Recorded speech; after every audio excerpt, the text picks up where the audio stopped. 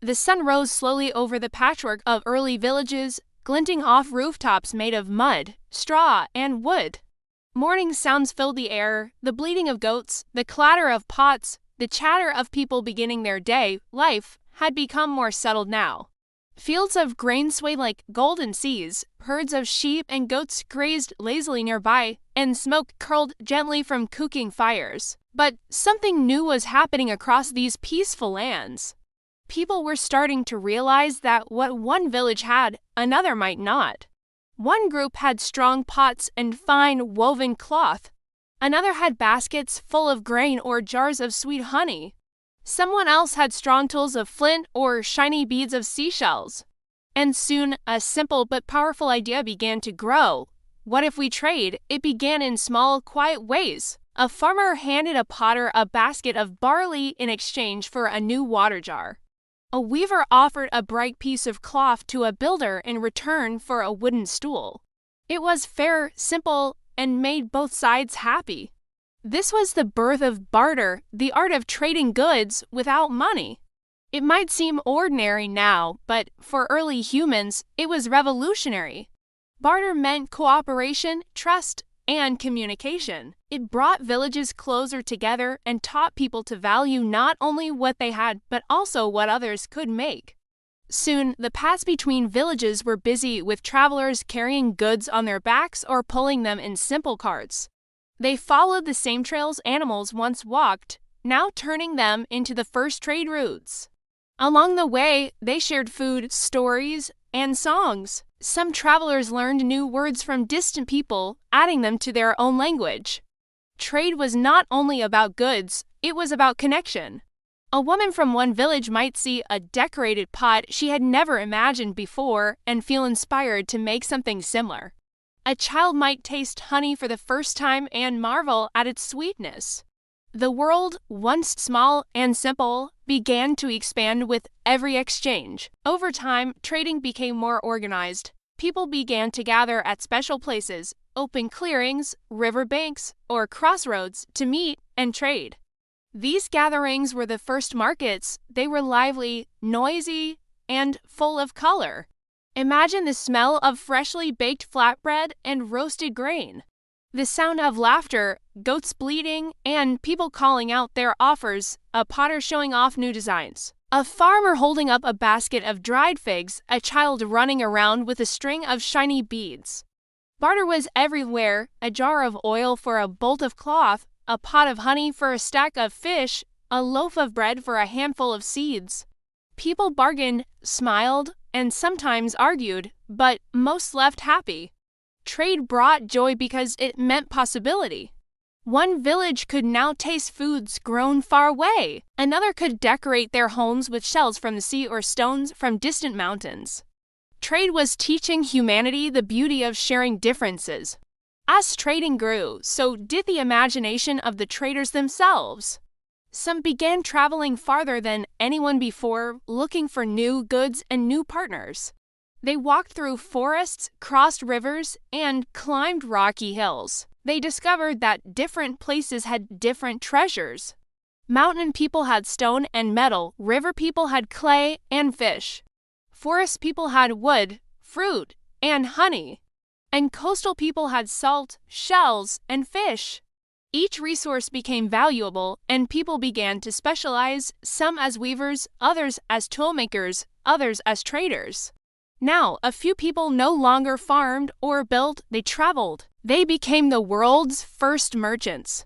These early merchants learned to pack light but smart. They carried baskets lined with straw to protect pots, or cloth bags filled with grain and seeds. They learned which paths were safe and which rivers were shallow enough to cross. They even made deals with other travelers to share food or guard each other on the road. Trade is creating cooperation beyond the village. Some merchants returned home with incredible stories of lands where the sun felt hotter or where people built houses from stone instead of mud. Their words spread quickly, stirring the curiosity of others. Soon, more people wanted to see the world beyond their fields. Trade had turned travelers into storytellers and stories into bridges between worlds. But barter was not always easy. Sometimes two traders couldn't agree on what was fair. A weaver might think her colorful cloth was worth 3 pots, while the potter thought only 2. Arguments broke out. So people began to use objects that everyone agreed had value: shiny stones, beads, shells, or bits of metal. These became trade tokens, symbols of worth that helped barter run smoothly. In time, these tokens would lead to the invention of money, though that was still far in the future. For now, trade stayed mostly friendly and fair, guided by trust and community. Traders learned to shake hands, make promises, and keep them. Those who cheated quickly lost their good name. Reputation mattered as much as goods. As trade routes grew longer, people started camping along the way. Some of these camps grew into resting spots or tiny market villages. Here, merchants could sleep, repair carts, and trade news as well as goods. Each stop along a trade route became a small spark of civilization. And as more sparks appeared, the world began to glow with human connection. Trade didn't just move goods, it moved culture. Pottery styles, clothing patterns, songs, and even farming ideas spread from one land to another. People began learning from one another's creativity. A new kind of progress was happening, not from invention alone, but from exchange. The more humans traded, the more they grew alike, and yet also more diverse. Each village kept its own traditions, but added pieces of others. The human world was becoming a great woven tapestry of ideas. And at the center of it all was trade, the heartbeat of early civilization. As the sun set behind the hills, the last traders packed up their goods and headed home.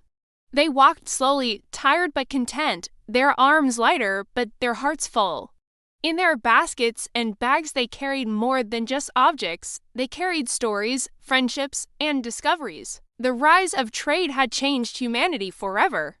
Tomorrow, they would return to the market again, bringing new things to share and new dreams to chase. For once people learned to trade, the world never stopped moving. As time passed, trade grew from small village markets into long-distance journeys across lands and rivers. Paths once walked by farmers and herders became busy roads for merchants and travelers. People no longer traded just with their neighbors. They began seeking treasures from faraway lands they had only heard about in stories. A trader might leave home at sunrise, carrying woven baskets filled with salt, pottery, or grain, and not return for many moons. They followed trails through forests, deserts, and valleys, guided by stars and stories told by older merchants. Trade was becoming an adventure, one filled with risks, discoveries, and endless curiosity. The first great trade routes began to form. Some followed the flow of mighty rivers like the Nile, the Tigris, and the Indus. Others stretched across the dry deserts of Arabia, where long lines of camels carried salt, gold, and spices. In mountain regions, traders climbed steep paths where snow never melted, exchanging precious stones for food or wool. These routes connected entire worlds, from farmers to fishermen, from potters to hunters. The world was growing smaller with every step of a trader's sandal, but long journeys brought danger. There were wild animals in the forests, thieves on lonely paths, and fierce storms that could wash away bridges or camps. So traders began to travel together, forming caravans for safety and company. At night, they camped by rivers or under open skies, sharing meals cooked over fires and stories about faraway lands. The stars above seemed to listen quietly as humans made new friendships beneath them. Even the smallest child in a village might stay up late to hear tales of those daring merchants who crossed mountains and seas. Trade began to shape the way people lived. Villages along trade routes became larger and busier. Families built inns where travelers could rest, drink water, and exchange news. Some people no longer grew food, they built tools, made clothing, or offered to guide travelers through dangerous paths. Step by step, trade was helping humanity invent cities. Where once there had been quiet fields, now there were bustling marketplaces filled with noise, laughter, and color. As trade grew, people started facing new questions. How could they measure what something was worth? How could they make sure a deal was fair from these questions came another great human invention: weights and measures. People used stones, shells, or small metal bars to measure the weight of goods. Soon, little scales appeared at markets, balancing one item against another. For the first time, trade had rules, not written on paper, but agreed upon by trust and habit. These early systems made trade smoother, faster, and more reliable. In some places, communities even built storehouses to keep traded goods safe. They stored grain, cloth, or tools in dry rooms protected from rain and animals.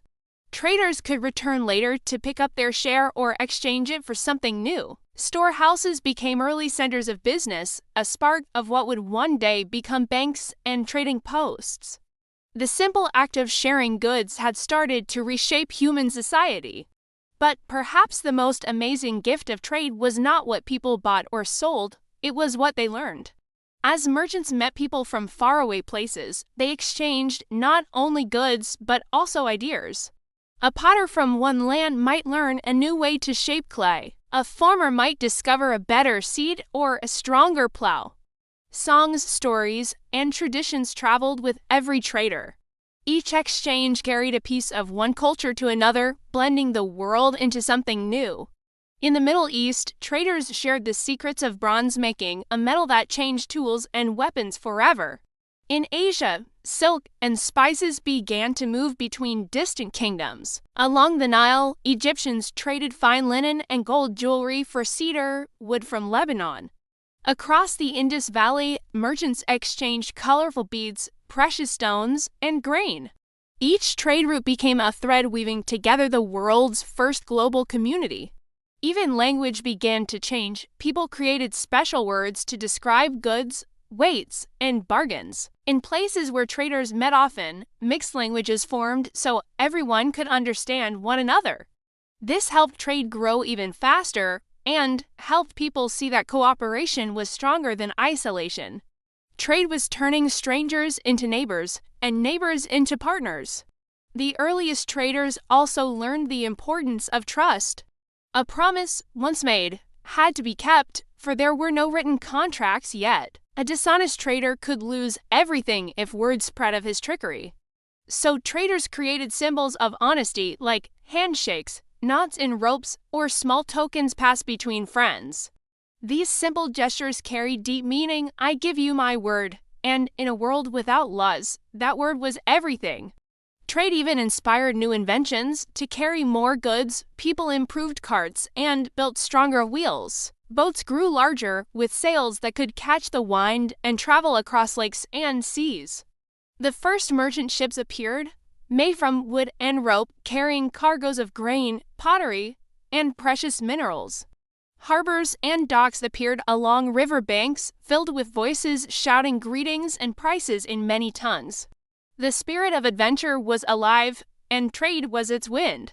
With every exchange, the world changed a little more. New foods appeared in faraway lands, dates, spices, and fruits never seen before.